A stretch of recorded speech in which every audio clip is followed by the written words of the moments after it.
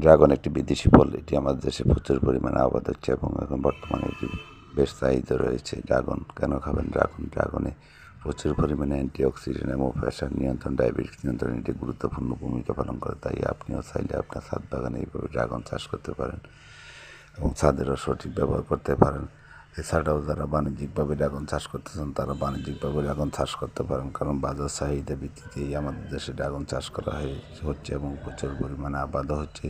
একসময় এই ফলটি বিদেশ থেকে আমদানি করে আমরা খেতাম, এখন বর্তমানে আমাদের দেশে প্রচুর পরিমাণে এই ফলটি আবাদ হচ্ছে এবং কি উৎপাদন হওয়ায় বিদেশি চাহিদা কমে এখন আমাদের দেশে উৎপাদিত ফল দিয়েই আমাদের দেশের চাহিদা পূরণ করা অনেকটা সম্ভব। তাই বাণিজ্যিকভাবে ড্রাগন চাষ করে অনেকে বেকারত্ব দূর করছেন এবং বেকারত্ব দূরীকরণে এটি গুরুত্বপূর্ণ ভূমিকা হিসেবে পালন করে থাকে। তাই উচ্চ মূল্যের ফসল হিসাবে এই ড্রাগন চাষটি আপনিও করতে পারেন। আপনার যদি ছাদে জায়গা থাকে সেখানে যদি 8-10টি ড্রাগন গাছ লাগাতে পারেন তাহলে আপনার পারিবারিক চাহিদা পূরণ করা সম্ভব এবং এই ফলে পারিবারিক চাহিদা পূরণ করে আপনি ড্রাগনের স্বাদ গ্রহণ করতে পারেন এবং অত্যন্ত নিরাপদ।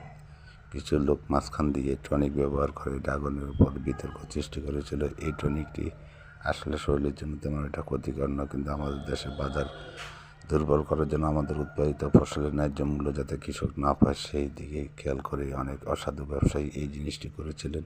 এই জিনিসটি থেকে দূরে থাকতে পারলে, নিজে উৎপাদিত ড্রাগন খেতে পারলে আপনি টনিক ব্যবহার করার দরকার নেই এবং প্রচুর পরিমাণে ফসল উৎপাদন করা সম্ভব। এই ফলটি উৎপাদন করে আপনি একদিকে যেমন দেশের চাহিদা পূরণ করতে পারেন, পারিবারিক চাহিদা পূরণ করতে পারেন, পাশাপাশি বিদেশ থেকে আমদানি নির্ভরশীলতা কমাতে এটি গুরুত্বপূর্ণ ভূমিকা পালন করে থাকে। তাই আপনি আপনার ছাদ বাগান অথবা বাড়িতে অথবা যেখানে খালি জায়গা আছে সেই জায়গায় এই ফলটি আবাদ করতে পারেন এবং এই ফলটি আবাদ করে আপনার পারিবারিক চাহিদা পূরণ করতে পারেন। পারিবারিক চাহিদা পূরণে ড্রাগন অত্যন্ত গুরুত্বপূর্ণ ভূমিকা পালন করে থাকে। তাই ড্রাগন চাষের দিকে আপনিও আগ্রহী হতে পারেন এবং কি ড্রাগন চাষ করে আপনি আপনার ছাদের খালি জায়গাটিকেও সঠিক ব্যবহার করতে পারেন। এই সঠিক যে ব্যবহারের ফলে একদিকে যেমন ছাদের সঠিক ব্যবহার হবে, অন্যদিকে আপনার পারিবারিক ড্রাগনের চাহিদা পূরণ হবে। তাই আপনিও চাইলে আপনার ছাদ বাগানে এইভাবে ড্রাগন চাষ করতে পারেন। আমরা ভিডিওতে একটি ছাদ বাগানে ড্রাগন চাষের একটি চিত্র তুলে ধরেছি।